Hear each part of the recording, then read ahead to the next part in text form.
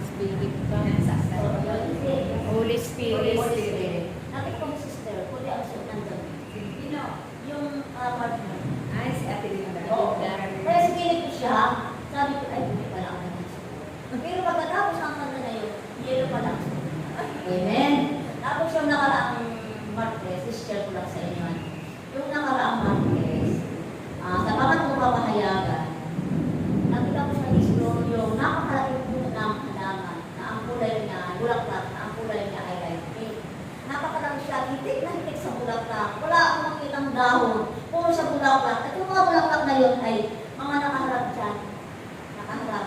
Wala sa likod. Parang nakaharap yung bulaklak na yun. Nadagang puno hanggang baba na napakalaking puno dito sa harapan. At pagkatapos noon, ang nakita ko ay laban yung siyang isang damit na naman.